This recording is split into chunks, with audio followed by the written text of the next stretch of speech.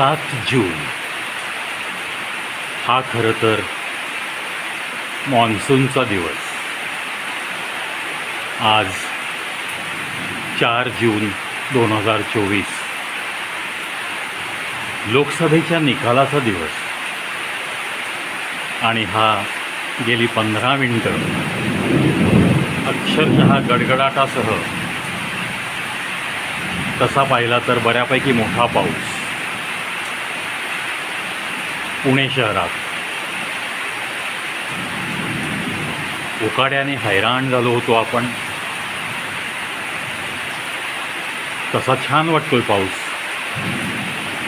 पण नक्कीच असा काही फायद्याचा नाही आहे. पुन्हा काही शेतकऱ्यांचं नुकसान, पुन्हा नुकसान भरपाई. कारण गेली 15 ते 20 मिनटं एवढाच जोर आहे पावसाचा. तिकडे सगळी निकालाची रणधुमाळी माजली आहे. 400 पार 400 पार. आता निकाल लागल्यावर असं वाटतंय की कोणत्याही गोष्टीचा अतिरेक केला की त्याचं उत्तर नक्की मिळत जातं. हेच या सत्ताधाऱ्यांनी सिद्ध केलं. अर्थात निवडणूक, युद्ध ह्याच्यात कधी काय होईल काही सांगता येत नाही. आपणसुद्धा उकाड्याने खूप हैराण झाला असाल. या मे महिन्यात तापमानाने सगळीकडेच पातळी उच्च कोटीची गाठली होती. अगदी 41-42. It is becoming very common in maximum cities.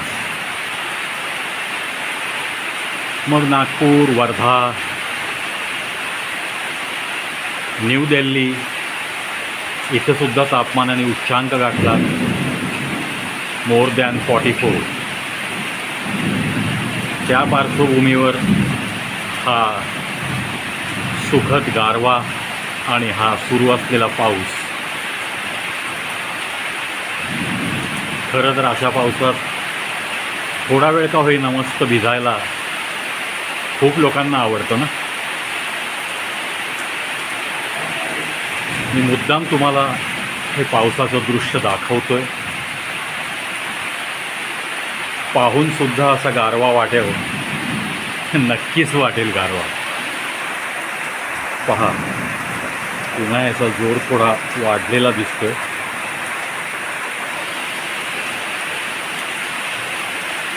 शेतकऱ्यांचं जास्त नुकसान होऊ नये याच आपण प्रार्थना करायच्या. थोड्याच वेळात लोकसभेचे संपूर्ण निकाल बाहेर येतील.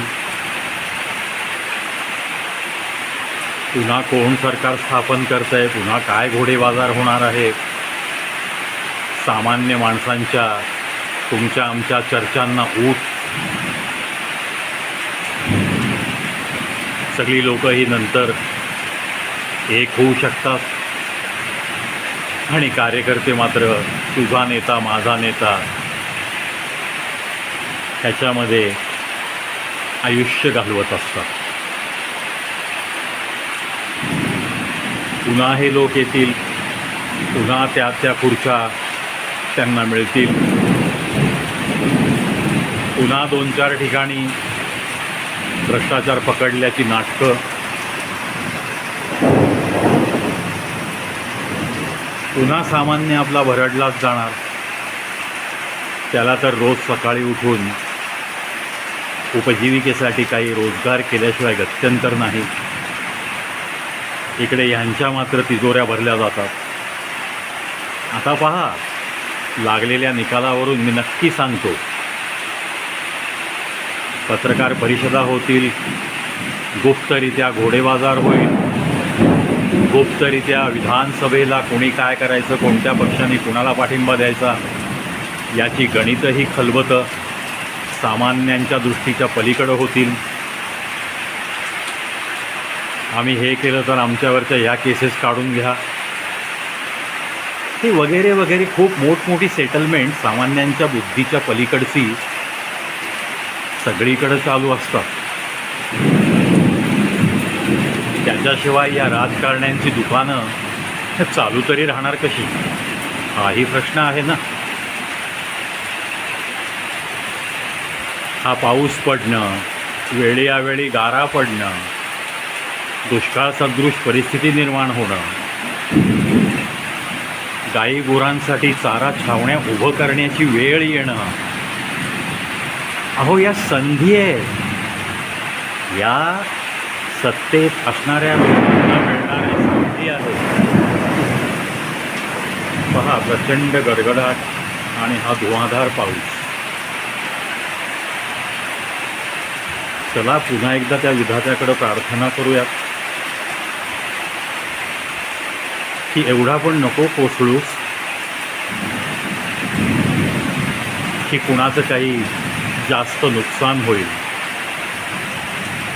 की कुणाच्या घराची छतं उडून जातील.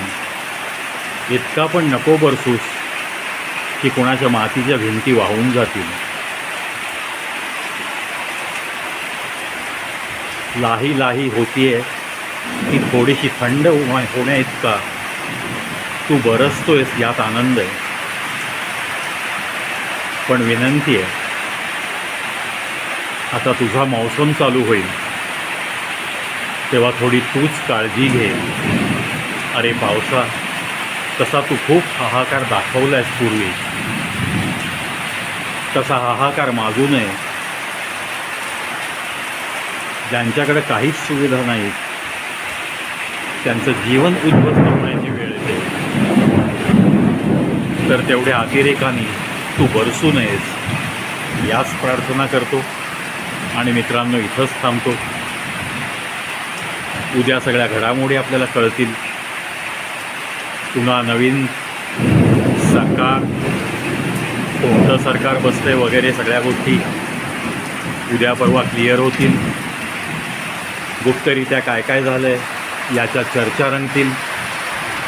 पण एकच सांगतो, तुम्हा आम्हाला हे सर्व ऋतू एक सामान्य नागरिक म्हणूनच अंगावर झेलायचे असतात.